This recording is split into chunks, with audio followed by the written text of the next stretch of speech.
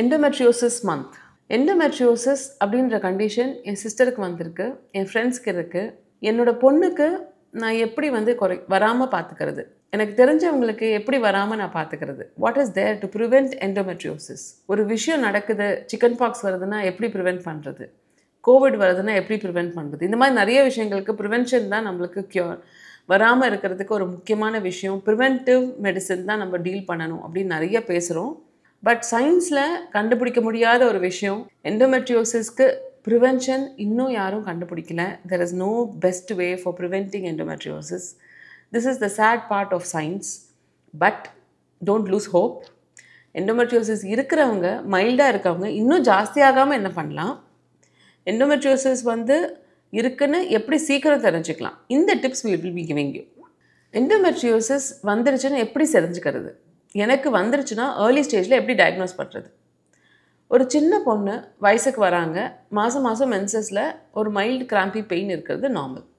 But சிவியராக pain இருக்குது, மென்சஸ்க்கு முன்னாடியும் pain இருக்குது, அப்போவும் இருக்குது, அப்புறமாவும் இருக்குது, இல்லை எனி ஒன் டே ரொம்ப சிவியராக பெயின் இருக்குன்னா, as a unmarried girl, adolescent girl, அவங்களும் ஒரு ஸ்கேன் பண்ணிக்கிறது நல்லது.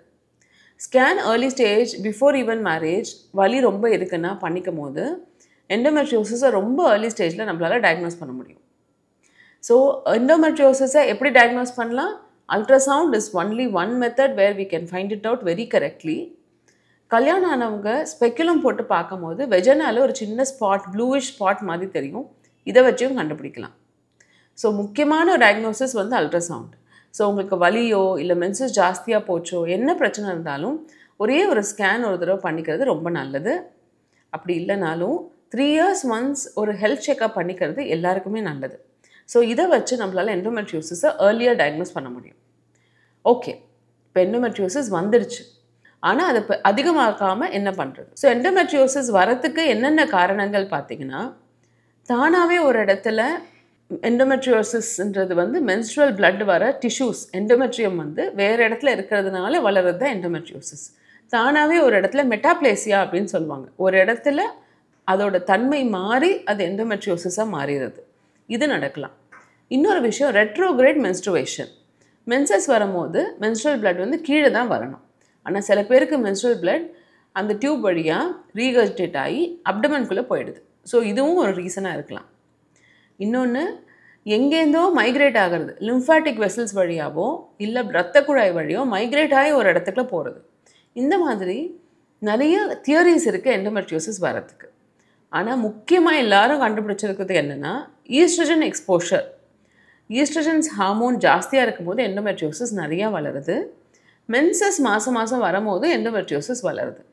அதனால் சப்போஸ் நீங்கள் இப்போ குழந்தை பெற்றுக்கணுன்ற ஐடியா இல்லை, எண்டோமெட்ரியோசிஸ் கண்டுபிடிச்சாச்சு, இன்னும் ஒரு 5 வருஷம் இருக்குது கல்யாணம் பண்ணிக்கன்னா, மென்சஸ் வராமல் அந்த எண்டோமெட்ரியோசிஸ் கம்மி பண்ண ஒரு medicines which will not harm you, உங்களோட ஹார்மோன்ஸை ரொம்ப டிஸ்டர்ப் பண்ணாமல் கொடுக்கறதுக்கு மெடிசன்ஸ் இருக்குது. அதை 6 months எடுத்துகிட்டு 1 month பிரேக், 6 months எடுத்துகிட்டு 1 month பிரேக், அந்த மாதிரி எடுக்கும் போது நம்ம காமாக வச்சுக்கிறோம் ஓவரையும் யூட்ரஸையும், பெருசாகாமையும் பார்த்துக்கிறோம் சிஸ்டர்.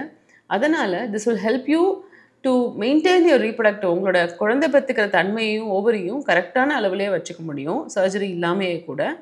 அதே டைம் நம்மளால் ஒரு மாதம் வலி இருந்து தவிச்சிட்டும் இருக்க தேவையில்லை. இதில் மாதிரி ட்ரீட்மெண்ட் பண்ணும்போது என்ன ஆகுதுன்னா, menses 4-5 months once, 6 months once தான் வர மாதிரி ஆகிடுது. அதனால எல்லாருக்கும் இருக்க பயம் என்னென்னா, மாதம் வர மென்சஸை நான் ஸ்டாப் பண்ணி வச்சுக்கிறது, இஸ் இட் குட், அந்த மென்சஸ் பிளட்லாம் உள்ளேயே சேர்ந்து எதுவும் ஆகிடாதான்னு. நம்ம உள்ளேயே சேர வைக்கலை, வளரவே விடலை. மென்சஸ் லைனிங் எண்டோமெட்ரியம் வளர்ந்து அதை அந்த மாதம் கன்சீவ் ஆகலைன்னா வெளியில் வருது. நம்ம வளரவே விடாமல் ப்ரொஜெஸ்ட்ரான் ஹார்மோன் மெடிசன்ஸ் டிஃப்ரெண்ட் ஃபார்மில் விற்கிது. அந்த ஹார்மோன் மெடிசன்ஸை நம்மளோட மைல்டு டோஸில் டெய்லி போடும்போது எண்டோமெட்ரியம் வளரவே வளராது, அதனால் மென்சஸும் வராது. மென்சஸ் வராததுனால நம்மளுக்கு எண்டோமெட்ரியோசிஸும் ஜாஸ்தி ஆகாமல் அதே லெவல்லையும் மெயின்டைன் ஆகும். ஸோ இந்த மெடிசன்ஸ் போடும்போது கால்சியம் சப்ளிமெண்ட்ஸ் கொஞ்சம் எடுத்துக்கிறது நல்லது. சில டேப்லெட்ஸ் ஹார்மோன் ஓவரியோட ஃபங்க்ஷனை ஃபுல்லாக ஸ்டாப் பண்ணாது, அதனால் போனுக்கு ஸ்ட்ரென்த் இருந்துகிட்டே தான் இருக்கும். சில மெடிசன்ஸ் கொஞ்சம் ஹையர் டோஸ், ரொம்ப அட்வான்ஸ்டு டிசீஸ் இருக்குது, அவங்களுக்கு ஸ்டேஜ் 3 or 4 இருக்காங்க, அவங்களுக்கு ஹை டோசஸ் கொடுக்கும்போது கட்டாயம் கால்சியம் சப்ளிமெண்டேஷன் எடுக்கிறது ரொம்ப ரொம்ப நல்லது. ஸோ எண்டோமெட்ரியோசிஸ் வந்தால் உடனே பயந்துடாதீங்க. சர்ஜரி பண்ணாலும் சரி, மெடிசன் ட்ரீட்மெண்ட் பண்ணாலும் சரி, அப்புறம் அது திருப்பியும் வராமல் இருக்கிறதுக்கு if you are not planning for a baby, கொஞ்ச நாள் மென்சஸ் வராமல் பார்த்துக்கிறது நல்லது. அப்போ தான் எண்டோமெட்ரியோசிஸ் திருப்பி திருப்பி வராமல் இருக்கும். இதே நீங்கள் ஒரு குழந்தை பெற்றுக்கணும்னு நினச்சிட்டிங்கன்னா, அப்போது இந்த மாதிரி ட்ரீட்மெண்ட் பண்ண தேவையில்லை. அடுத்த மாதமே நீங்கள் குழந்தை பெற்றுக்கிறதுக்கு ட்ரீட்மெண்ட் பண்ணி சீக்கிரம் கன்சீவ் ஆகிறது பெஸ்ட் வே.